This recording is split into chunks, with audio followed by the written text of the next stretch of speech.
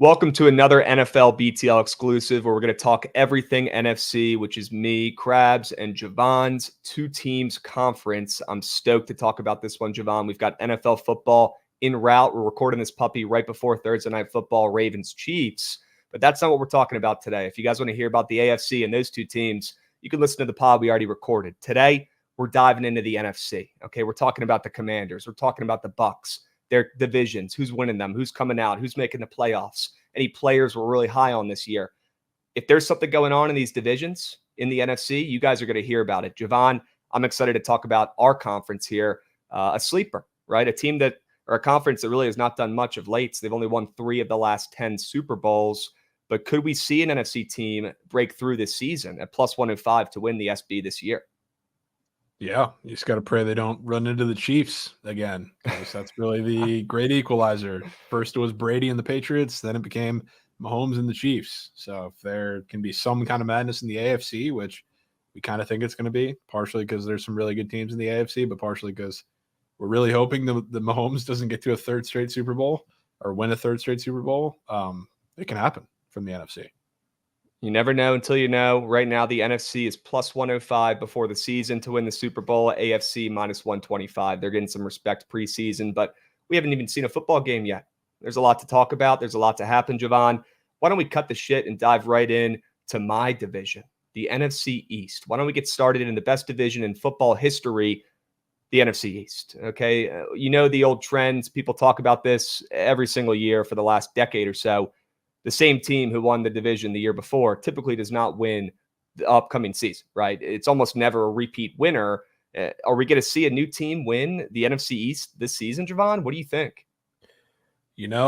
I think so. And by that, I mean, I think we're going to talk about the Eagles here soon. But, we always say about the most corp division winner being a fade going into the season. At first, it was the Texans. I would say the Eagles are getting awfully close there, which scares me a little bit, because looking back at what the AFC South was last year, it's giving me a similar feeling to where I had a pretty confident feeling it was not going to be the Jags, because they were the team that was getting slurped coming into the season. Now it's the Eagles, and some other team was going to emerge from that. I thought the Titans were going to be up there. They were not. Then out came CJ Stroud and the Texans. So I don't think it's the Giants making noise in this division, Krabs. I think there's a chance that this is a pretty close 3-team race, at least for some of the season. Could we be taking command in 2024? Could Jaden Daniels be the difference? Is he moving the needle down there in Washington? I surely think he does, and I think we have a great chance. Although you mentioned the team that I have winning this division already, and that's the Eagles. And that makes me sick saying those words outright, but the Eagles at minus 125 to win this division, I feel like is one of the better futures for this upcoming year. You've got the Eagles, like I just said, as the favorites, minus 125.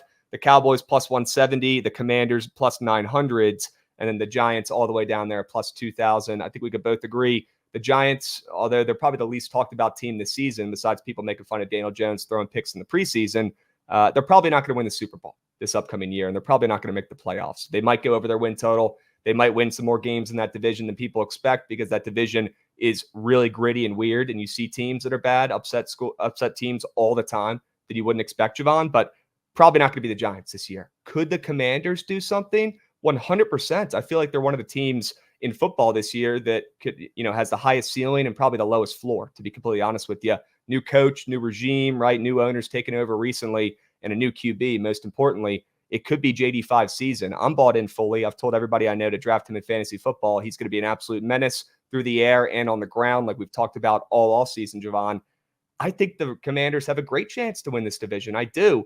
But it's probably, for me, going to be the Eagles, unfortunately, to win this division. After all the shit we talked about them last year and faded them and made money, it's a new season in the NFC East, and it's not going to be the Cowboys this year. It will be the Eagles at minus 125. There's a reason they're getting that much respect on the books to win this division. Yeah, and for what it's worth, I also like the Eagles, and will take the Eagles to win this division.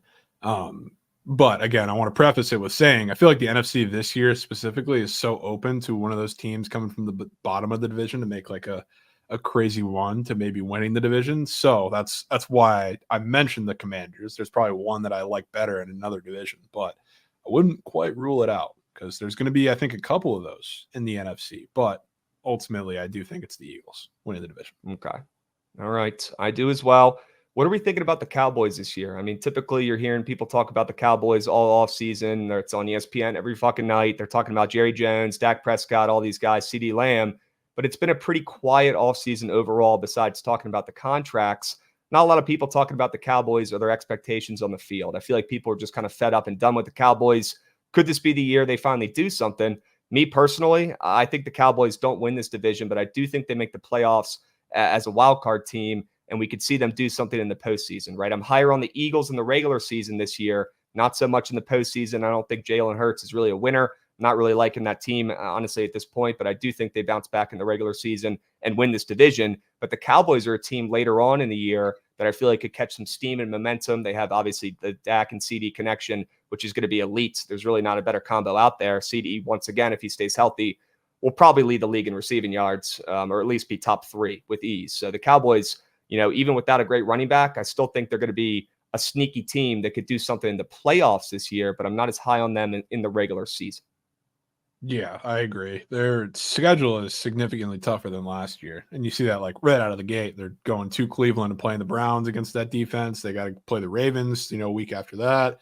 They got the Lions on the schedule right before the Niners too. So I don't want to say like their success last year was, I don't know, because of the Mickey Mouse schedule, but it certainly helped because that's an offense that was going up against a lot of really bad defenses and teams that were frankly not competitive. So I do like the Cowboys, and it is a scary sight, I guess, seeing this be the one off season where nobody's proclaiming it's the Cowboys' year. I do want to kind of give them credit too, because it's the same story every year at the Cowboys. They make a couple, bigger off-season additions, and some of them never really pan out unless they're through the draft, like Dak or like CD or like anything like that.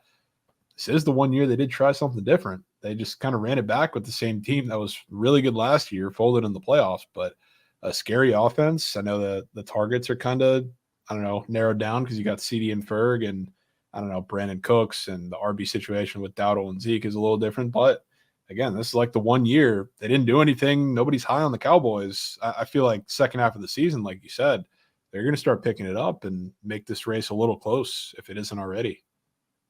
I'll tell you what, if Mike McCarthy doesn't do something with this team this year, he's probably out of here, right? I feel like we say that almost every season, but I feel like if he doesn't do something this season in the postseason, he's gone, right? Like, why is he even there at this point? And you know what? The Cowboys, in my lifetime, at least recently, I haven't heard the team on the field be talked about less heading into the season. And that's probably when I want to buy some stock. But maybe we wait till the postseason when their backs are against the wall and guys like Dak and Mike McCarthy know that they got to finally actually do something that matters and not just have a good regular season record. That's when we buy stock in the Cowboys later on in the postseason. Okay. I've got 2 teams going to the playoffs from this division, Jovan. I've got the Eagles, like we already talked about, and I've got the Cowboys. Do you have anything different? Are you seeing anything different? I know we talked about the Commanders. Any chance we see 3 teams from the NFC East make it? Certainly a chance. I'll stick with the Eagles and Cowboys, though. Okay. Commanders prediction for me, I think they go 8-9 and potentially maybe make a wild card, but as of right now, I don't have them in. And probably more of a realistic prediction would be 7-10. But I'm a homer. I'm going to go with 8-9. I believe in this team. I like their defense. I love their coaching staff. They have an absolutely stacked coaching staff where I'm not even worried about us bringing in Dan Quinn anymore. All he's got to do is lead men and let his coordinators do their things. And I feel confident about the spot we're in right now. So buy stock in the Commanders. They might not make the playoffs this year. It'll be close, but I do think they'll be better than people are expecting. And they'll probably win some games they shouldn't this year, along with losing some games they shouldn't as well, because that's what they do. That's their middle name, right? Any season-long squares or futures for teams in this division, Jovan? I know we talked about Daniels a little bit. You're very high on him using his legs this season. Yeah, and for what it's worth, I mean, I like everything about Jaden Daniels in that offense, both of his arms and his legs, but the one that stood out to me really since the square dropped was his rush yards. I think not the one, because there's a couple problems with the Commanders, but the glaring offensive issue is the offensive line that realistically has not gotten that much better since last year. So I think he's going to be on the move quite a bit, and I think it's that dynamic aspect of Jaden Daniels running with his legs that made the LSU offense so good last year and will continue to make the offense good with the Commanders this year. And I guess the main argument for people is you're not going to be running as much against NFL defenses. He's going to get hurt, yada, yada, yada. I don't think that the Commanders really care. Jaden Daniels really cares, because if they whittle down whatever Jaden Daniels is as a quarterback, that's going to hurt the offense. And Cliff Kingsbury, of all people, is going to want to bring that dynamic aspect to it as much as he can. So I like his rushing yards a lot. It's in my goat whale, and can't let get swept. Terry McLaurin, I think, is going to have a massive year too. And I can only assume you agree with that. 100%. I mean, who else is getting thrown the ball, right? There's all this talk about Zacchaeus, Noah Brown, Luke McCaffrey, which, by the way, I do want to say, I think Luke McCaffrey might be one of the best kept secrets for the Commanders this year. They really didn't play him much in the preseason, but he's number one, a starter on the depth chart that they released. So there's something up there. I think they're kind of trying to keep him under wraps a little bit. They didn't want people to see him. I know Cliff Kingsbury is not trying to show off his whole new offense here, in the preseason and waste any good reps. I wouldn't be surprised if Luke McCaffrey ends up being pretty solid, Jovan, but let's be realistic. I mean, it's Terry McLaurin and then 50 feet of shit, and then the rest of the guys. As of right now, I need to see it from the rest of the squads. And with no Dotson, I mean, there's really a big drop-off. Can we rely on De'Ami Brown to make big plays all the time? I don't know. I need to see it. That's why I do think the play you're taking with Daniels using his legs is such a great look this season with his rushing yards. They got bumped up a bunch, and for good reason. I mean, we're going to be there, boots on ground for week one. Your Bucks versus my Commanders coming up here. And we're probably going to see Jaden Daniels run for 50-plus yards. And they put his week one number at, 30-ish? And now it's up to 39.5. And we're only at Thursday right now. We're recording this before week one. So that's pretty crazy. And I wouldn't be surprised if by the time some people are listening to this, checking the books to see where his props are at for his rushing yards, if it's in the 40s already, right? Because it's going to keep on moving up. There could be some weather, some rain in the forecast. Don't be surprised if Daniels gets off on a great start with both his arm and his legs in the rain, especially, right? Yep, for sure. How about Austin Eckler? I cannot go this entire podcast without gassing up my guy, Austin Eckler, Jovan. I'll tell you what, is there a more disrespected GOAT over the last, 5, almost 10 years who people think is just completely fallen off than Austin Eckler? And look, I get it, man. Like, we need to see it with him on the field. He's been so bad for the Chargers the last 2 seasons. Injuries had a big part of it. But the reason why I think he's going to succeed here, number one, listen to the receivers I just talked about. I mean, there's no one else to fucking throw the ball to besides Terry. I feel like Eckler has a really good chance to be the team's second leading receiver this season. And that's why I'm locking in his over 49.5 receptions for this upcoming year on Prize Picks. Okay. I feel confident about that. I don't think we just paid Eckler to come over here and sit on the fucking bench. And I'll tell you what, that's the hardest working guy I've ever seen in the NFL. He's going to find his way back on that fucking field. And there's not many other guys talent-wise in the receiving room who I'm really scared of taking reps away from Eckler. They're going to line him up everywhere. He's going to be catching balls as a receiver in the slots. They might even line him up on the outside a little bit. And we know, as a receiving running back, he's going to be an absolute machine. Look out for Eckler making a comeback season in 2024. Nobody believes in him but me. Yeah, hey, I'll make that too for you. I won't add too much because we've been on Commanders for years now, it feels like. But if anybody has any doubts of why they brought Austin Eckler here, do some research on Cliff Kingsbury and how he likes to utilize running backs in his offenses, both in the NFL and in college. It's a pretty big staple, and it will only get bigger with the wide receiving room that they have or don't have, you could say. Side note, Noah Brown, he might do something. That's my prediction for who's going to be the wide receiver 2 on this team realistically. Although I like Luke McCaffrey and I think the team sees something in him, I think Noah Brown, the signing we just got after waivers, is going to do wonders for this team. And that could honestly save us. We'll see. That kid's a machine. He had a couple games last year where he had like 150, 200 yards, a couple touchdowns. He didn't play that many games, but I'm excited to see him out there on the field for the Commanders. Of course. Sure. All right, let's move off the NFC East. That's probably enough talking about that. I guess before we go, we can mention any week 1 games in this division that stand out, Jovan. The Eagles do play over in Brazil on Friday night here. We can talk about that game. They're -2 to the Packers at the time of recording this podcast. What are your thoughts on that game Friday night? Fascinated to see that game, not just because it's 2 really good teams, but I'm really high, and I guess a lot of people are at this point, maybe for different reasons, but I'm really high on Kellen Moore in that offense and how it's going to fit, not only with Jalen Hurts, but with Saquon, like we talked about on the Fantasy Football Pod. I think Saquon's ceiling is light years higher than it seems to be what everybody thinks it is. So I think he's going to be game-changing this year. It's hard to imagine the Giants fans not being pissed seeing him in Kelly Greens, but I want to see that offense. I think they can put up a lot of points. I think they're going to be electric. I think they have a chance to be, take that step of what the Lions were, when they first brought over Jared Goff and that whole system. So I want to see that week 1. And then I guess honorable mention that's not our Booper Bowl that we're going to be boots on ground for. Cowboys, I want to see how they respond because I feel like they're going to get punched in the mouth in Cleveland. I think we mentioned that in the AFC North section of the last pod. I want to see how they punch back because I'd be really disappointed if I'm a Cowboys backer, which I'm not. But if this game turns out to be like that San Francisco game last year where Dak's throwing picks and there's really no coming back and they just look dead for that entire game. Yep, that's kind of what I'm predicting, though, to be honest with you. I mean, it's Mike McCarthy running the show. I'm really not expecting him or the Cowboys to have, a big-time advantage heading into week one. Yeah. It's a tough game. I want to back – it is a tough game, but I will definitely be on Deshaun Watson and the Browns, as much as I hate to say it, as favorites in that spot. I mean, come on. An absolutely starving, hungry Browns team that's still trying to prove that they're legit after Watson got hurt once again. I mean, Amari Cooper's going to fucking feast in that game as well. I think that's going to be the Browns, but like I said earlier, I think it'll be the second half where the Cowboys start figuring it out into the postseason, which is probably what they need, honestly. Like, they don't need to be first place in the NFC East. When they do that, they don't fucking do anything in the playoffs, right? They stink. They're a joke. And side note, Brandon Aubrey will be the best kicker in the NFL this year. Had to get that on record. Been talking about him too much not to. Had to get it out there. Brandon Aubrey, take him over Justin Tucker if you have your draft this late somehow, or just be put on notice. Brandon Aubrey is going to probably have 180 plus points once again this year, like he did last year in fantasy. He's a machine, and he might be the new Justin Tucker. Okay, he's legit, and they're going to use him a lot when they continue to stall out on drives like the Cowboys do. Right? Yeah, it's a middle name. All right, let's move on to another division here, the NFC West. Jovan, interesting division, right? Obviously, because they have the 49ers, who cost us thousands of dollars in the Super Bowl, but I digress. We've got other good teams in this division as well, though. The Rams, obviously, are a solid team that I'm pretty high on this year. The Seahawks, a lot of people like them as well. They're pretty trendy. And then the Cardinals as well. It's a pretty competitive division. I wouldn't say it's the best or the most top-heavy. I mean, they do have the 49ers, but even their worst team, the Cardinals this year, they could do something as well. So I would love to know your initial thoughts on the NFC West. A lot of teams that could do something, but also got to respect the big and bad 49ers, who have pretty much the same squad coming back again this year.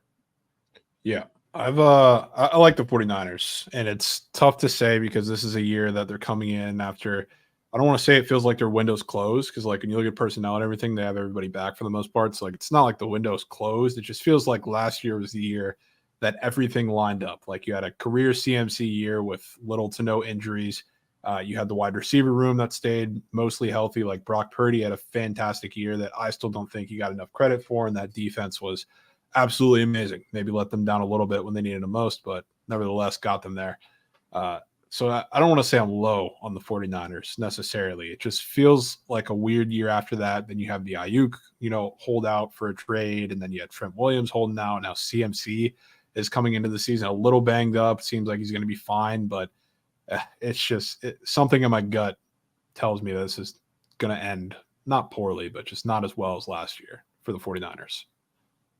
Well, I'll tell you right now, that minus 195 for the 49ers to win the NFC West will probably be the most popular selection for people just going through and crafting up a, division winner parlay, right? People are just going to blindly take that in this division, not thinking the Rams have the defense or enough juice to do anything, not thinking the Seahawks, have a good enough team to do anything, or the Cardinals not being ready yet with Marvin Harrison. Good addition, but is that really going to move needle for that team? Who knows, right? Everybody and their mother is going to be on the 49ers to win this division. Maybe we see the team that folded so badly in the Super Bowl not recover as quickly as people were expecting, and maybe we see them struggle a little bit. I'm with you. I have a different winner in this division for 2024, Jovan. I'm going with the Rams. I'm going with Sean McVay, Matthew Stafford, Cooper Kupp, Puka Nacua, and a defense that always shows up when it has to. I'm not saying they're good, but they do enough, and they force turnovers in big moments, and I like some of their additions they've gotten this year as well on the defensive side of the ball. They'll be good enough. They'll be average with that offense, Matthew Stafford and Sean McVay, calling the shots. I feel pretty damn good about personally, and I like the Rams at plus 350. I feel like after the 49ers, dominated, football last season, I wouldn't have been surprised if they were more like minus 250 to win this division. I thought the Rams were getting some respect only being plus 350, and we saw last year, this is not a team you want to be low on, right? A lot of people did not believe in the Rams last year. Their win total was super low, and they proved people wrong once again, even with Cooper Kupp getting hurt. I think just like last year, we're going to see this Rams team overperform once again. Coaching matters more than most in the NFL than any other sports, and they have one of, if not the best coach, in my opinion, in Sean McVay, and I'm taking the Rams at plus 350 to have a hell of a season and actually win more games than the 49ers, and everyone's expecting them to already be a lock to win this division. I'm out on them. I still think they make the playoffs this year, Jovan, and they'll still be solid, but like you said, they were too healthy, and the ball just bounced their way too much last year. I feel like they'll take a step back this season. I'll take the Rams at plus 350 to make some noise and what I think is the best offense, if healthy, in this division.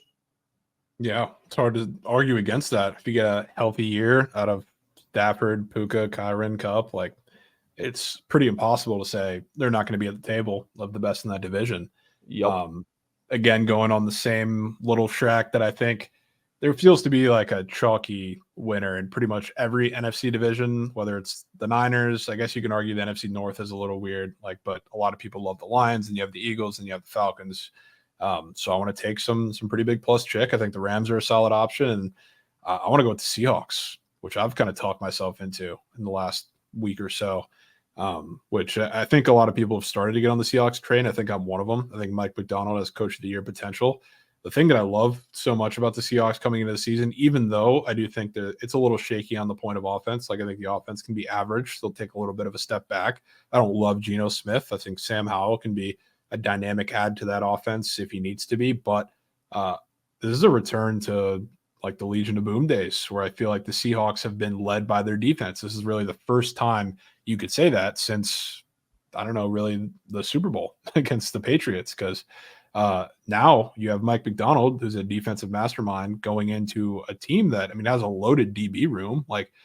As far as a 1-2 punch goes, I don't know if you could ask for really much better than Devon Witherspoon and Tariq Woolen, which is, beautiful for Mike Macdonald to work off of that. And I think the defensive line and front seven is a little better, and they look on paper too. And once they get under that Macdonald scheme, I think everything's going to work pretty well. So I don't want to say I'm in love with that offense necessarily, but I like it enough, especially if DK, JSN has a better year, DK stays healthy, Kenneth Walker stays healthy as well. They have all the pieces. I think they need to be just an above average offense. If everything comes together with that defense, then I think it does. So for a crazy shout, give me the Seahawks to win the division. Well, I'm shaking in my boots because in my goat well, I faded Geno Smith on his touchdowns this season. I think he's going to be absolutely terrible, but I don't really think it has to coincide, Krabs, because I think the defense is going to take that much of a step up. That's kind of what everything's based upon. And even if Geno's average, or even if he gets benched, I don't think he's going to get benched because they have no other options. They brought in Sam Howell for a reason. So I feel like they're looking to that at some point. And if they're in a position for playoffs and he's just playing relatively average, I feel like they're going to make the switch. Plus, Walker, new coach is coming in tonight or this year. I could not agree more, Jovan. There's a reason why the books are all giving him mad respect for most rushing yards for any running back this season. He's top 5 for all these crazy categories on these props to lead the season, or to lead the NFL, in season stats. He's going to have a great year. He's poised for a breakout season, finally, if he can stay healthy. And I love Macdonald, by the way. Great point. You bring up the new coach there. He's going to be a difference maker, especially on the defensive side of the ball. I wanted the Commanders to bring him in as our next head coach. And I think he's going to do numbers for that team. He's going to help out that defense significantly. I'm with you. That worries me a little bit. Geno Smith might have a couple more possessions than I'm expecting. But I don't think he'll be the QB of this team past week 10. That was going to be one of my hot takes for this podcast. I would be surprised if Sam Howell does not get a chance running this offense at some point this season. And I think it could be earlier than people think. You could not have played better than Sam Howell did in the preseason. He was making throws that Geno could never do, respectfully. And I love Geno and his story and his work ethic, and I'm sure he's a great leader, right? People love him behind the scenes. But it's Sam Howell's time to shine. And this guy got the short end of the stick in D.C. I cannot believe, honestly, the numbers and what he was able to do on that dead team that didn't give a fuck and was just looking to the offseason. He was still able to put up numbers and make crazy throws. The picks you can fix, right? It's like in baseball when you're drafting a guy who throws 105 miles an hour and has no idea where it's going. Well, they rather have that guy than somebody who's accurate and throws 92. I'll tell you that much, because you can work on the control, right? It's like in football, the guy's a rookie. Sure, he threw a million picks, but he's the better quarterback on that team, plain and simple. And until he takes over, I'm really not high on the Seahawks team at all. Sure, their defense will definitely improve, and that's a sleeper team in that division for sure. I'm on board with that. But until they make the change of QB, I don't think this team's making the playoffs. Yeah, that's fair. That's fair. Well, you've got him winning the division at plus 650 over here.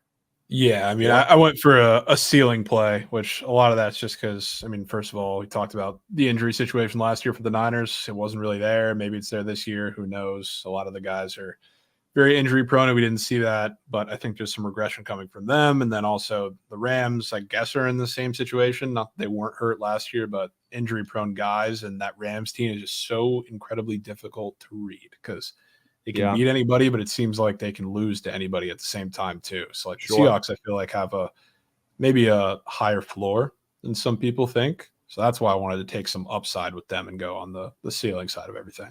I can agree with that they have one of the higher floors in this division, because if it gets so bad and Gino's not making the throws like we're expecting, they're going to plug in a new QB and try some new stuff and not only have a better product on the field, but also mentally. If they struggle early on and then they make the switch of QB, it's almost like for everyone else on the team, it's a reset of the season. Nothing else fucking matters. We had a bum at QB. Now we got our guy in. We'll see what happens. Let's start 0-0 and go from there, right? That could be a difference. So I'm with you. Their floor is higher. I just don't know how high their ceiling is. Depends on how long they take to put in Sam Howell to get, respectfully. Yeah. All right. We've both got the 49ers making the playoffs from this division. And I've got the Rams at plus 350 to win the division. You went with the Seahawks at plus 650. So we both went with value there and not the Niners. But we do have San Fran making the playoffs. I talked about Sam Howell, the hot take of him taking over by week 8 or week 10. I really do think that'll happen. And if that does, I think your future, honestly, will have life. Another take I have in this division, Cooper Kupp. I've been praising this, screaming this from the rooftops. I'm buying into Cooper Kupp even after he burned me last year and got hurt again. I think he's got one more great season in him. And his best friend, Matt Stafford, if he's out there on the field, he's throwing him the fucking ball, plain and simple, especially in the red zone. So I think Cooper Kupp outplays Puka this season is my take. I think he has better stats, more touchdowns, more yards, more targets. And I'm willing to bank on and bet on Cooper Kupp being healthy in 2024. And I'll hold my breath and watch accordingly and be scared and nervous because I know it's coming, but he's so due for a healthy season. I think he's got one more in him, and I would not be surprised if he carries this Rams team to the playoffs once again. Do not doubt him. Do not doubt Stafford. Do not doubt McVay. Once again, this team's not getting enough love that they should, in my opinion. And if the Rams can stay healthy, especially with Kyron Williams, and if not, they still got Corum, who I'm really high on as well. I still think this team could do some shit and maybe pull off a crazy comeback and win this division, even if some guys get hurt early on or something like that. I still believe. 100%. This division feels like a crapshoot. It is. It's Which, not. I mean, it's not usually what you can say when there's a minus 200 just about favorite in the division, but there's one reason why they're laying that. There's one reason why they're laying that. It's because they're in the Super Bowl last year. Yeah. Right? Any week 1 games in this division you're eyeing? I know the Rams at the Lions, right? A good old-fashioned shootout there. That one intrigues me, right? I'm very curious to see who wins that contest. Yeah, I mean, that one's going to be awesome. Seeing Stafford back in Detroit again for the rematch after we saw that. Yeah, after we saw that, that was, I mean, electric atmosphere. Probably the greatest atmosphere we saw in the playoffs all last year in that game. So can't wait for that. That's going to be a shootout. Would be lying if I told you I had a strict lean on that game because that's a coin flip game. But we can talk about the one team we didn't mention yet, which I don't know. They're a hot name over the offseason. The Cardinals are going to Buffalo. And I'm interested to see what that game plays out or how that game plays out, because, I mean, that's a game where the Cardinals defense, we know what it is, not great. Nobody's really high on the Bills except for us and a handful of people this season. So I want to see how they hold up there. But that offense, I mean, it's going to be fun, really, any way you spin it, with Kyler, with Marvin Harrison Jr., with McBride, with greatest wide receiver in the NFL's history, Greg Dortch. I mean, you can't forget about him, but I just want to see how that offense gels and how the defense can hold up in that situation in Buffalo week 1, because I don't want to let them be swept and say they're not going to be competitive either in this division, because I know we're talking about every other team, but another one of the reasons why I think that division is such a crapshoot, another team that can beat or lose to anybody is the Arizona Cardinals, and they do it with offense. So, like, they're the glue, I think, of what makes this division such a crapshoot. So, like, I want to see them for the first couple weeks especially, but I want to see just how damn good that offense can be, because that'll be a big test week 1. Even though it's not the greatest defense in the Bills because they lost a bunch of guys, you're still playing at Buffalo week 1 with your wide receiver 1 is a rookie. Granted, a really damn good rookie, but I can't wait to watch that game. Well, We talked about on the AFC podcast that the Bengals are probably going to be the most popular survivor pick for week 1 this season. I mean, everybody's going to be taking the Bengals, right? I feel like the more I look at this week 1 slate, Jovan, the more I want to take it with the Bills, honestly, in week 1 for my survivor pick. I thought that was a lot of points that a Bills team that nobody believes in are laying against a trendy Cardinals team that has, Marvin Harrison Jr. and some expectations with a healthy Kyler Murray. I thought that was a lot of points, to be completely honest with you, for week 1, especially. Typically week 1, spreads are a little tighter, right? Honestly, the books are trying to figure out shit as well, just like we are. That was a lot of points and a lot of respect for the Bills, even being at home there. I might end up going with Buffalo for my survivor pick for week 1. I like that. I mentioned this earlier when we were on BTL. I don't know if there's a bet that feels more comfortable with the points than Cardinals plus 6.5. It's just like agreed. I don't know if anybody really touches or trusts the defense, but the thing is their offense is so good. You're getting almost a touchdown with them. It feels, I don't know, it feels like it's worth the stab. And I feel like you're getting a very motivated Bills team and motivated Josh Allen, who's coming in the best shape of his life. Like I talked about in the last pod as well. He's fucking healthy, ready to roll. He's locked in. He seems dialed in his interviews. I think they're going to try to keep their foot on the gas that entire game. And I don't even hate them laying the 6.5 on the books for a week 1 too. But let's stick with survivor for now. That's probably what I'm going to end up taking, to be honest with you guys. Give me the Bills. That's a lot of points for week 1. Yeah. Awesome. Well, let's move and let's groove onto another division here, Jovan. Let's talk about the NFC North. Okay, this is an interesting division. Obviously, you've got the Lions at plus 130 to win this division, which, not seeing a minus sign next to them, it might make some people a little bit, thrown off. At least it does for me. I feel like that's some respect for the Packers, who are probably one of the trendier teams in the NFL this season, which I'm not really buying into. We'll talk about them here in a second. The Bears, plus 280, also pretty short, in my opinion. And the Vikings, who I also think could do something and make some noise and win some games that people aren't expecting, at plus 1,100. This is a weird division. The NFC North, Jovan, are you taking the Lions? Are you squaring up here and taking them at plus 130? I feel like that looks too easy at plus chicken. Yeah, I like the Lions, and I'm going to take them to win the division. I don't feel great about it, just because I do think my general opinion on all of the, chalk division winners, like outside of the 49ers, is I like them to win the division, but I think that race is going to come down to the last week of football, and I think that's certainly the case with the NFC North. So you're going to talk about the Bears, and I think the Packers will be in it, even though I don't think they'll be winning it. And then the Vikings will be close, probably not up there. But I like the Lions. It scares me that I haven't heard one bad thing about them all offseason. Everybody's excited for the Lions to be in that offense. It's just, I don't know where the regression point is going to be necessarily for the Lions, because, they play, I believe, 2 outdoor games, which is, I find that narrative so funny with Jared Goff, that he's so great in the dome, that offense so great in the dome, and somehow they keep avoiding playing outdoors. Like they play the Bears and the Packers in division. Correct me if I'm wrong, but I don't think they have one other outdoor game the rest of their schedule. So not a single non-division road game is outdoors.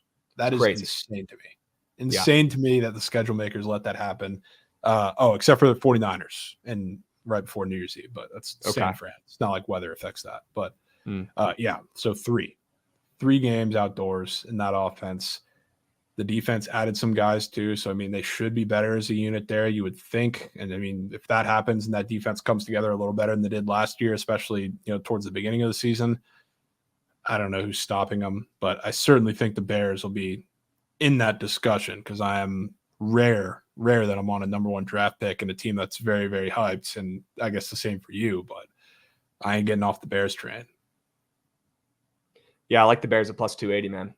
I really do. I think Caleb Williams is going to prove why he was the number 1 overall pick, and I think he's going to be the best QB of this next generation. I think he's going to be Pat Mahomes-esque.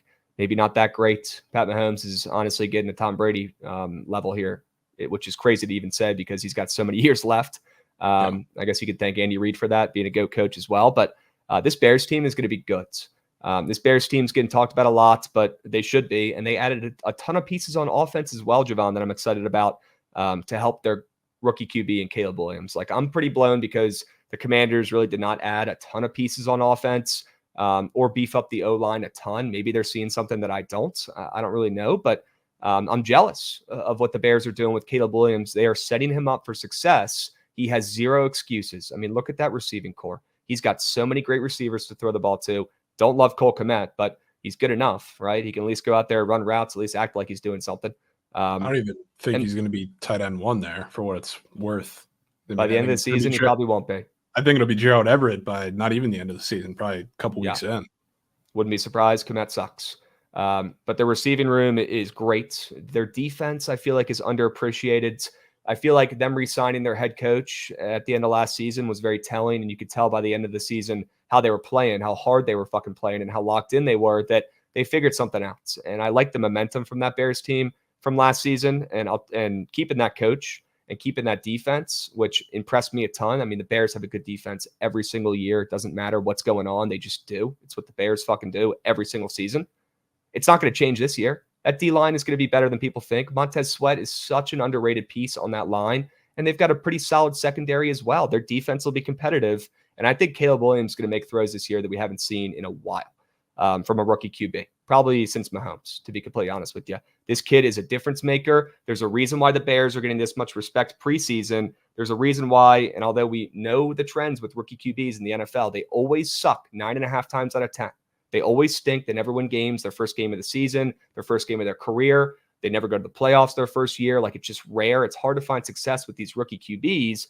That's why people are losing their fucking minds watching CJ Stroud last year. Well, just wait till they see Caleb Williams and what he's able to do with this fucking Bears team that's loaded on offense this season.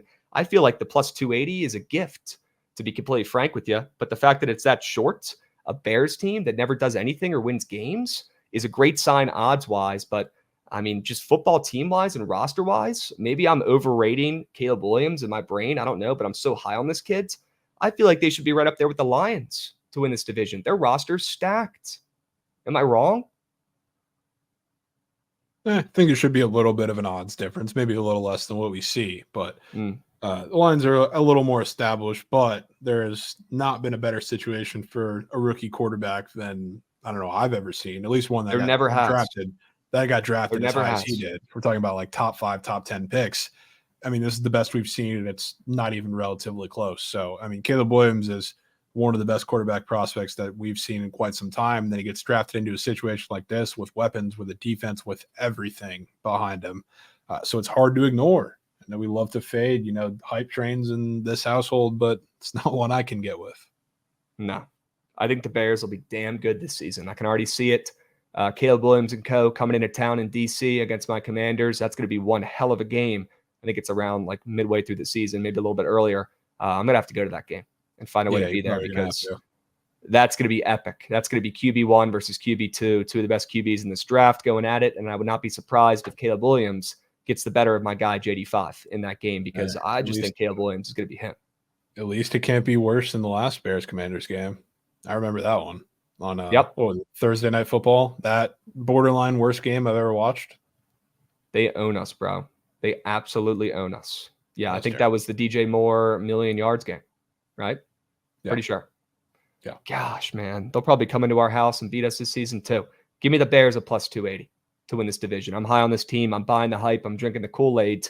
I think Caleb Williams is going to be a top 5 QB in the NFL this season. Maybe not fantasy-wise, but you're going to be able to watch that kid and already tell that he's him and he's the QB of the future. He's the next Mahomes. I'm buying in fully. The DC kid is him. He's legit. If he hasn't made that clear in the preseason yet, you haven't watched his highlights. Like, he's making crazy throws already. Yeah, Aaron Rodgers 2.0, right? Unbelievable. All right, so we've got 2 different teams to win this division. I've got the Bears at plus 280. You're going with the Lions at plus 130. I still have the Lions making the playoffs, though. I want that on record, perfectly clear. I've got 2 teams going from the NFC North, Lions and the Bears. Jovan, you're going with the Bears as well to sneak in with the wild cards. You're pretty high on that team too.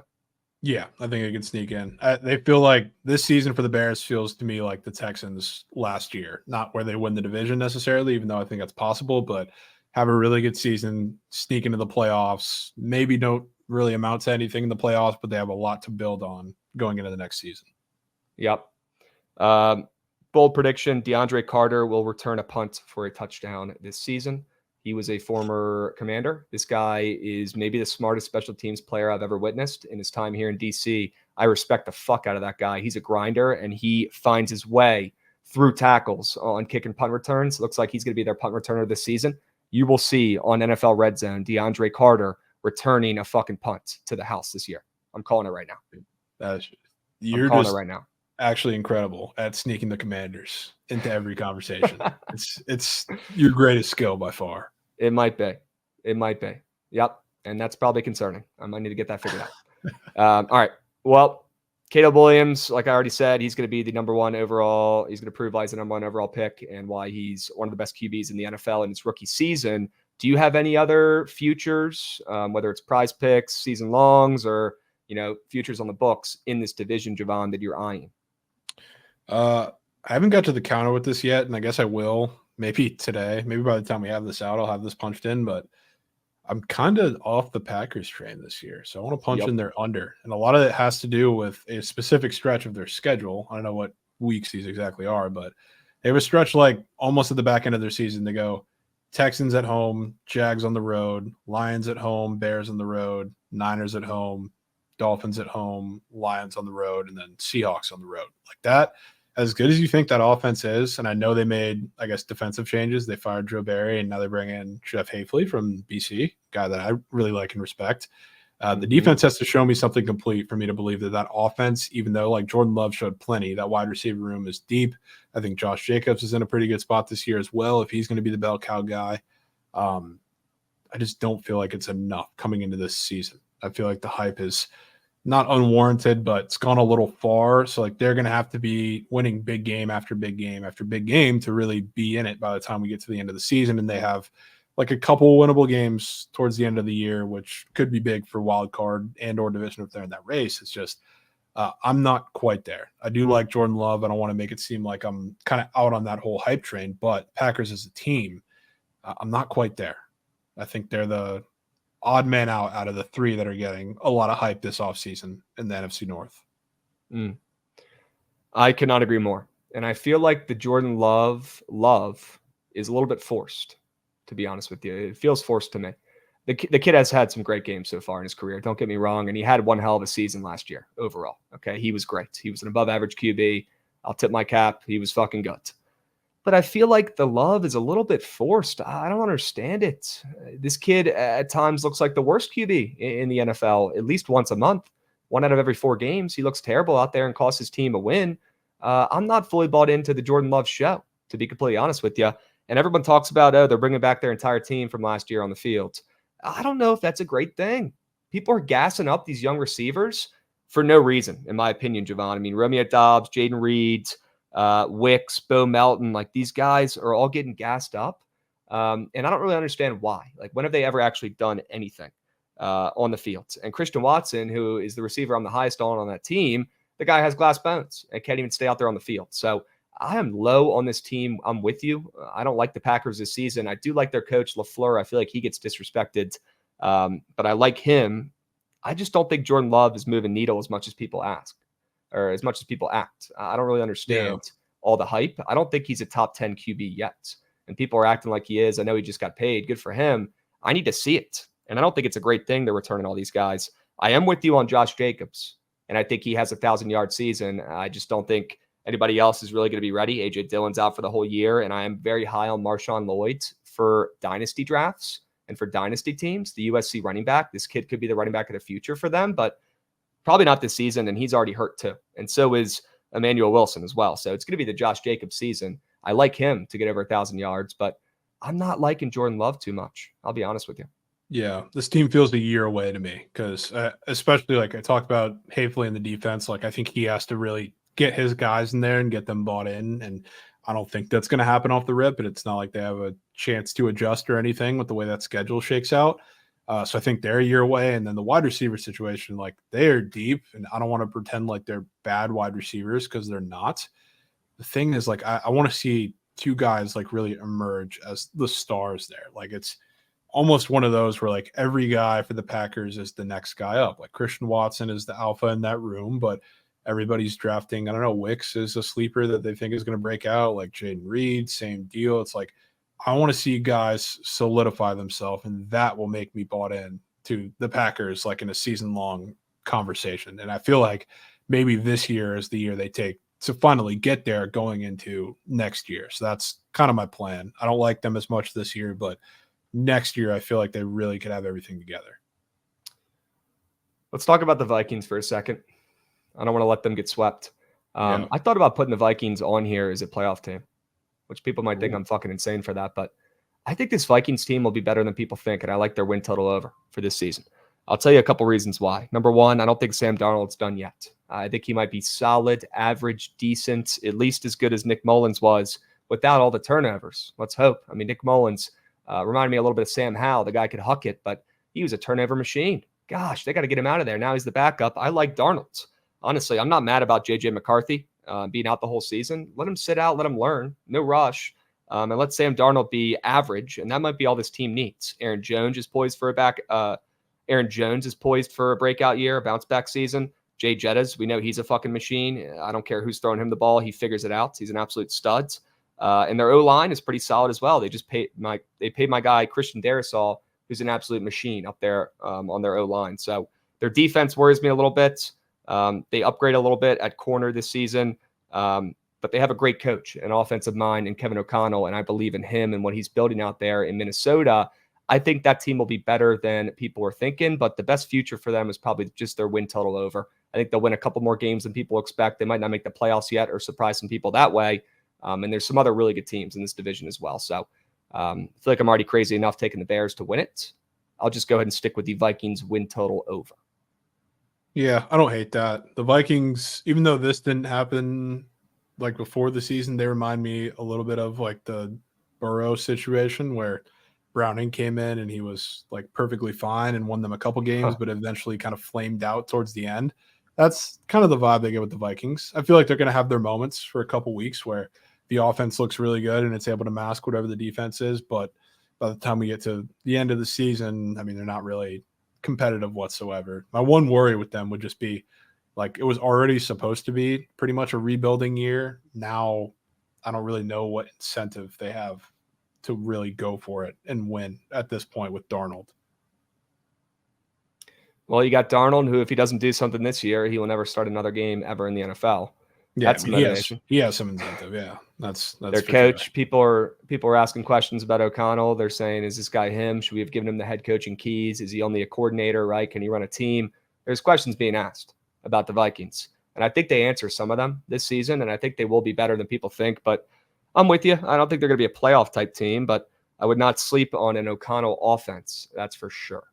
Yeah, very high on what he's building out there. And I think they have a pretty solid O-line. Aaron Jones, he came out the other day and said, draft me in fantasy this year. I want to make up for my shit season last year. I fuck with that guy. He's a grinder. Reminds me of Eckler a little bit too. Hardworking dudes. He's due for a healthy season as well. So I like the Vikings. Jovan, the two teams I'm stock up on in this division this season, it's got to be the Bears and the Vikings for me. The two teams getting disrespected the most by the odds on the books. Two teams I'm a little bit lower on, the Lions and the Packers. Packers especially. I still do think the Lions make the playoffs, though. Like I talked about earlier, I've got them and the Bears going, and you've got, it looks like the Lions and the Bears making the playoffs as well. That I do. Sure. W's. Any week one games in this division that you're eyeing, Jovan? I mean, Caleb Williams being a favorite, laying 3.5 points in his first career game definitely stuck out to me. Yeah, the line seems a little short. I know everybody's kind of on the same thing we talked about in the AFC pod, like week one QBs that are drafted number one overall have not done great ATS. That line still feels very short, all things considered. So I'll be probably watching that game a little more for the Titans and Levis side of things than Caleb Williams and the Bears. But that'll be interesting. We already mentioned the Packers game, which is also probably more from the Eagles. So, I mean, this is a division that probably just want to let it split for a little bit. Yeah, that's fair. I like points, honestly, in that Bears game, Jovan. I like points. Bears-Titans. Yeah. I feel like that could be a little bit of a square over. I don't know how square it is, but I feel like both offenses could go back and forth there with two young QBs who are going to be better than most people expect right off the rip. I have a really weird feeling we're going to get whether it's a special teams or defensive touchdown, one of those is going to be in that game. Maybe it's a Levis pick six. Maybe it's a Bears kick return. Maybe, I mean, Caleb Williams has some fluke shit too, but weird gut feeling in that game. Okay. Well, that could be huge for the over. I'm going to lock that shit in. I'll tell you right now, I'll be on that over this weekend. Sure. And then I've got the Packers losing to the Eagles on Friday night in Brazil as well. So just down on the Packers, man. Not buying the hype. Not buying the hype. Let's move on to the last division here, Jovan. Let's talk about the NFC South. The Falcons are favorites to win this division, Jovan. Were you surprised at all by the respect they're getting in this division after we saw the Bucs pull away and pull off that miracle last year and win that division? Yeah, not really. I'm not too shocked because the Bucs, whether they're supposed to be good or not, they really never get any respect unless Tom Brady's involved on the team. So even like last year, like I'm not going to sit here and act like I was the guy who was high on the Bucs because that was actually you. I was pretty down on the Bucs, but no respect was given then. I'm not shocked that none is going to be given now either, especially now that the Falcons are the new shiny toy that everybody's obsessed with, and realistically, nobody believes in the Saints or Panthers either. So it only leaves one option. Falcons. Has to be. Right? But does it make too much sense at minus 130? It might. Does it worry you that Kirk Cousins is under center? Do their coaches worry you a little bit? Are you bought into the coaches? Are you bought into Raheem Morris? Pretty bought into Raheem Morris. I'm very familiar with Raheem Morris because he used to run the NFC South from a different perspective. He was with the Bucs for a while. So, I mean, he knows this division as much as he can. So I trust him to do enough with not even that just team, but that defense specifically, which everybody pays attention to the offense. And they say we have Kirk. We need to start utilizing Kyle Pitts, Drake London, and Bijan in different ways that really get you excited about backing the Falcons. I think the consistency from the defense is going to be what leads them to winning this division. So I think he's a perfect guy to do that with. Okay. Maybe the Falcons lead with their defense. I thought that was a pretty good amount of respect for a Falcons team that let some people down last season after the Bucs came through and won that division. And I was surprised to see the Bucs at plus 320. I thought they'd be in the 200s after a great year last year, and they bring back most of their guys. Probably not a great sign for your Bucs, Jovan, but I want to give you the floor here in your division. Talk about some of these other teams. What are you expecting? Who are you high on? Who are you low on? Besides, obviously, the Falcons that we just talked about. Yeah, I wouldn't even say I'm high on the Falcons. It's just I'm not fading them at all relative to like what everybody seems to think they can do or will do. Kind of right on par. I think they win the division, but I think it's going to be very close too. One of those divisions where if you're going to take somebody else to do it, I think you go with the big long shot. We've talked about for a while now. We are both pretty high on the Panthers, and I think it is 100% in the discussion that they win this division as well. So I think if you're taking anybody else, I would not mind taking them. Obviously, I would love to say the Bucs, but maybe a year away from them being back to what they were the last couple of years is kind of my thoughts. But the Panthers, I think regardless of what you think about the Panthers last season, you can't really argue that the offense is going to take a massive step this year because Dave Canales comes in. He's everywhere he's gone. He's revived the quarterback's career, and it's been a little later in their career. Like he's done it with Geno, he did it with Baker, and now he gets a little chance to do it earlier with Bryce Young in that offense, who they invested a lot of money in that offensive line. They brought in Deontay Johnson. They drafted weapons, and they already have the crutch of a really good defense. So, like, funny enough, one of the sticking points of Dave Canales coming to Carolina, he said, I want the DC to stay because that is the defense that me as a coach, I had the most difficult time figuring out last year for the Bucs. So that defense is going to be good. I think they're the best unit in arguably that division, and they showed that last year.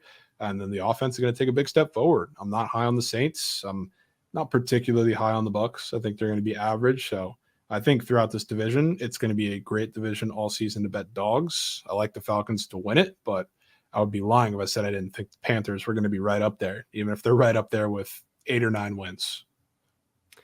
Yeah, I thought about putting the Panthers in here plus 11 hundo, but I think they might be a couple years away, like you were saying.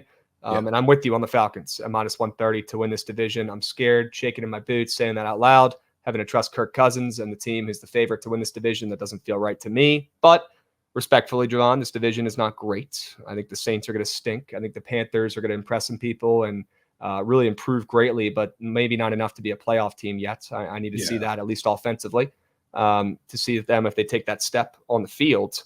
And then the Bucs, I would not be surprised either, Jovan, if they ran it back, to be completely frank. But what scares me most about the Bucs is not the product on the field. It's losing that great coach, and it's seeing them only at plus 320 to win this division when I thought they should be in the 2s, personally. So they're getting some disrespect from Vegas. That scares me a little bit. And and we just saw Baker and co do it. So we're going to see them do it again. I feel like this division kind of resembles, the NFC East a little bit, where, you see some random ass teams win it every once in a while. And sometimes it's the team who was in last year, right? Like, it doesn't really matter. Last year I predicted the Bucs to win this division. People thought I was fucking absolutely crazy, and they won the division. And they had the fourth shortest odds to win that division, right? They were the last team.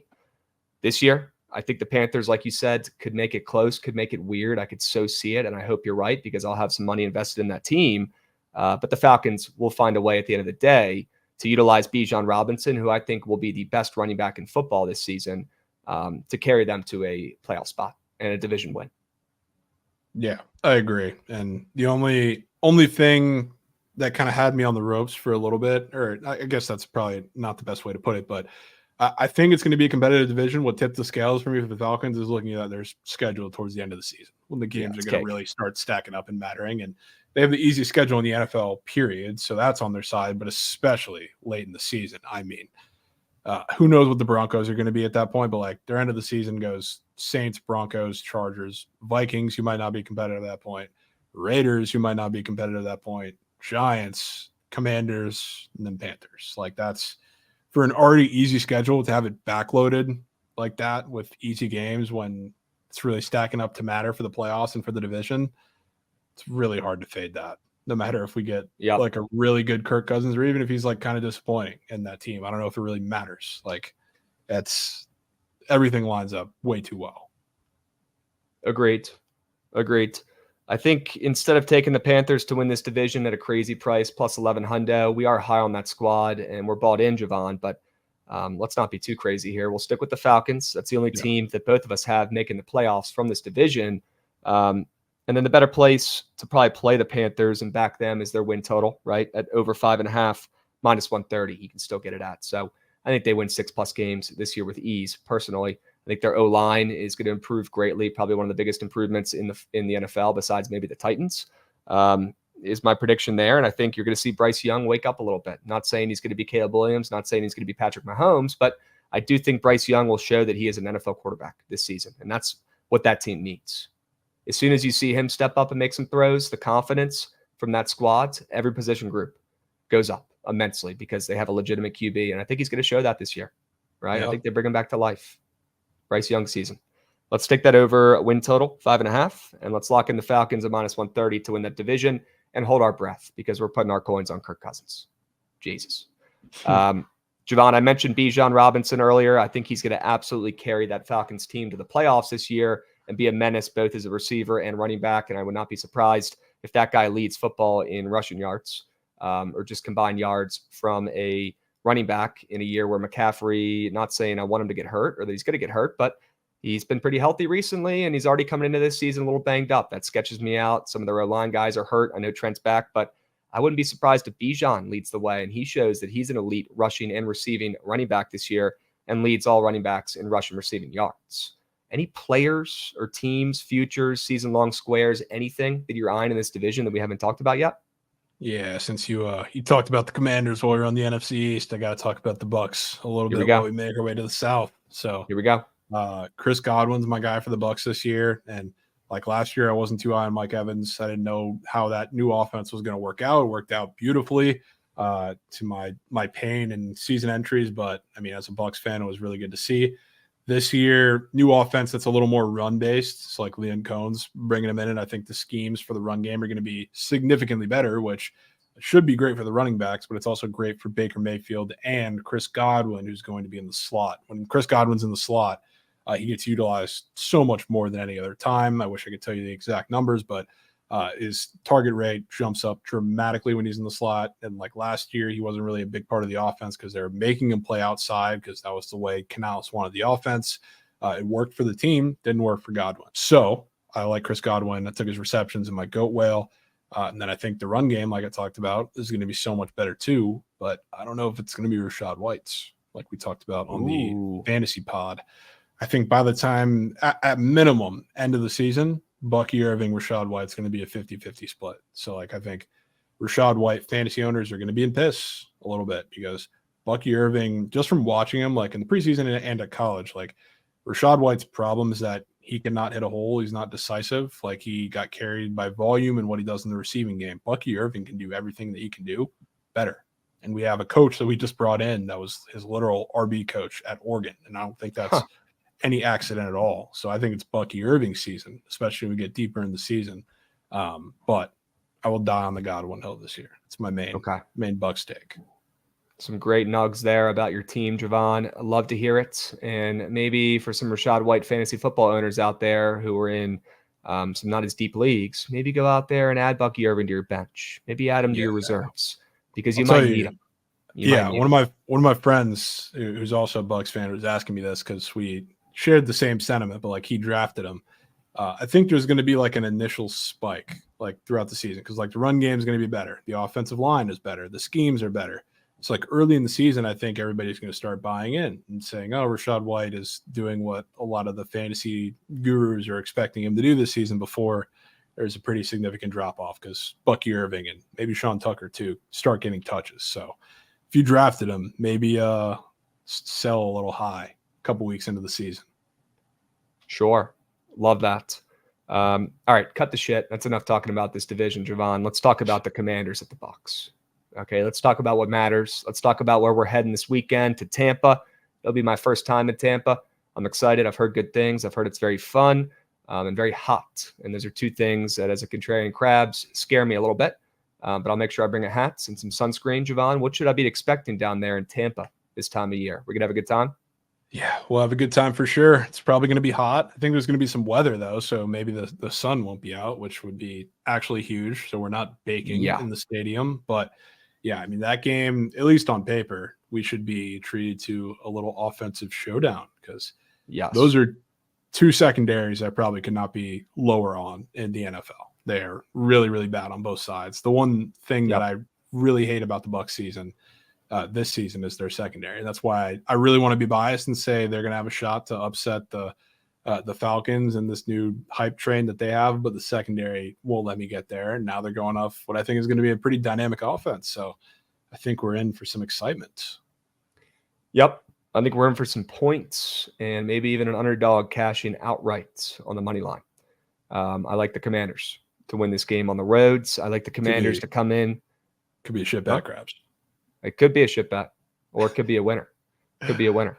I like the Mandos in this spot. All I've heard all week from the players is them talking about how important this game is. They need to make a statement. They need to show the rest of the league they mean business. They're not the same old Commanders that doesn't give a fuck about winning. Those guys are out of here. If you couldn't tell, we literally released damn near every single fucking player from the Ron Rivera regime when they waived the rest of their guys a couple of days ago, right? They got rid of all those dudes. It's pretty clear those guys didn't give a fuck about winning. They were there to cash paychecks, and there's a new regime in D.C. They're here to win. They're working hard. All these guys, the O-linemen are talking about they've never practiced as hard in their life. These guys are grinding their butts off to prove to the rest of the league that this is not your Mima or Peepaw's Manders, okay? This is a new team, and they've got new coaches. They've got new players, and I'm buying stock right now. I think this team comes into Tampa, a team that just won their division and is only laying 3.5. It just keeps getting shorter every time I look at it. It was at 4 a couple days ago. Now it's 3.5. You're going to see it get to 3 here soon next time we talk. That's not enough points for a rookie QB on the road, in my opinion. A team that's not getting any hype or respect, the Commanders, a team who I think their defensive units, their defensive line and their linebackers will be much, much, much improved this year. But sure, their secondary is going to be fucking terrible. So the over in this game probably will hit, and Baker will get his at points, right, with your guys Evans and Godwin. Give me the over in this game. But I do think the Commanders make a statement on the road, come into Tampa, your town, Jovan, and hand you an out after a division win. I'll say this because this is giving me flashbacks to a couple things. This is giving me flashbacks as a TCU fan of the TCU Colorado game, just because coming into the Colorado game, like they were obviously like different than the Commanders because they don't have everybody coming in, but like they were such an unknown. So like that was, you couldn't really scheme for them all that much if you were TCU. And it feels like with Jaden Daniels in this offense, they don't know what the hell to expect. And if you're Todd Bowles, you're, sending the house no matter what. So like I would only assume that there is some counter to that in the Cliff Kingsbury offense. So we don't know what the hell it's going to be. So that scares the living hell out of me. What also scares me is there's a couple Bucs games that are burnt into my brain. And they all involve losing to rookie quarterbacks at home. Like, wow. First game of the season, I'll never forget, Jameis Winston versus Marcus Mariota, the 1 versus the 2. It was 42-14 Titans. Rookie Baker Mayfield, funny enough, when I was like working in high school for the Bucs, came in and beat them in Tampa in overtime, scarred from that game. The Daniel Jones game, where he came into the Giants his rookie year and beat them in Tampa with a miraculous end-of-game throw that might have helped pay for his contract. Those are all rookie quarterbacks that are burned into my brain winning in Tampa. So I'm hoping it doesn't happen again. Bro, the Commanders play the Bucs well. I don't know if you know this They or do, not. yeah. I'm sure you do. I watched the Taylor Heineke game in the playoffs. I'll tell you that much. I mean, let's not forget that Heineke almost beat Tom Brady in the playoffs. So nobody talks about that ever or gives a single shit, but he almost did. 31-23 was the final score in that game. Absurd. And to be honest with you, it was closer than that. The Commanders have also won 4 of the last 5 times we played the Bucs. So there's something with the Commanders playing your Bucs, man, where we have your number. We'll see if that lasts. But Jovan, I could not be more fucking excited to head down there to Tampa with you and sweat out our 2 squads going head to head. It's going to be a movie. It's going to be unbelievable. All right, final score prediction for the Bucs and Mando's game, and then we'll let the people go. Give me 30-23 Bucs. Wow. I'm going to go 27-23 Mandos. Wow. Okay. Plenty of points. Lock in the overs now to all the listeners. Okay. And also, if you guys aren't hip, we have a show every day during the week, 12:30 p.m. Eastern, talking about winners left and right. Every fucking league, every sport, every team. We're betting them. We're making money. Join us on YouTube and Twitch at Bookit Sports, live every weekday, 12:30 p.m. Eastern. Okay. Jovan, before we go and wrap up here, I want to ask you, this is very important. Who is winning the NFC in 2024? Who is your NFC winner? I think the Eagles make the trip to the Super Bowl this year. I mean, a year in the NFC that feels so wide open. I feel like the team that everybody likes to make noise in the division just because there's no repeat winners in the NFC East.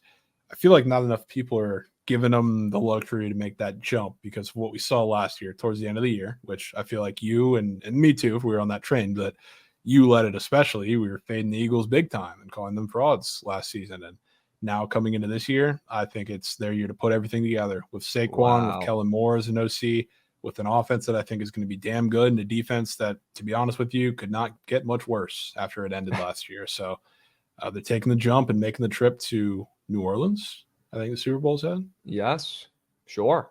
You're going with the Eagles. That's fucking gross. That sucks. And I've got something even worse for you. I've got another NFC East team. How about the Cowboys at plus 700? Wow. Yep. Wow. I just said it. That did not feel right at all, but I said it. And I mean it because I say things I mean. I'm not just saying bullshit. And if I'm saying the Cowboys are winning the NFC, and I'm about to literally throw up right now in front of you guys. I mean it. Give me the Cowboys at plus 700. I took them last year. At times, I thought it was a pretty good looking bet. And then I realized shortly after, this is still the same old Cowboys. How about backing them when they're getting talked about the least they ever had in my lifetime? They're getting hyped up the least I've ever seen in my lifetime. Nobody believes in Dak. They don't have a running back anymore. They got fucking old-ass Zeke back there. Their defense, their corners aren't, as elite as people thought a couple years ago. And I just don't give a shit. The Cowboys at some point are going to win it, and they're going to get there. And I think this year, this is the least I've ever seen them getting hyped up, and that could be exactly when the Cowboys strike. I think the Eagles are the regular season champs. Like, they're the ones that absolutely dominate the whole regular season. The Cowboys barely sneak in to the playoffs with a wild card spot. Nobody believes in them at all. And then that's when the Cowboys do their best work in the playoffs, and they get all the way to the fucking championship. I would not be shocked one bit. Give me the Cowboys at plus 700.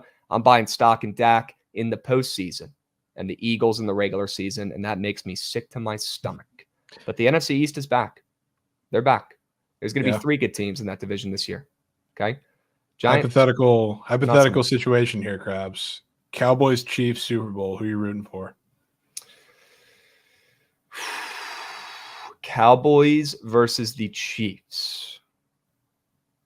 Well, no team's cost me more money than the Chiefs, but no team has probably cost me more pain than the Cowboys. That's really tough. I'm probably rooting for the Chiefs. Yep. I don't think I could do it. I don't think I could look myself in a mirror and say I'm rooting for the Cowboys.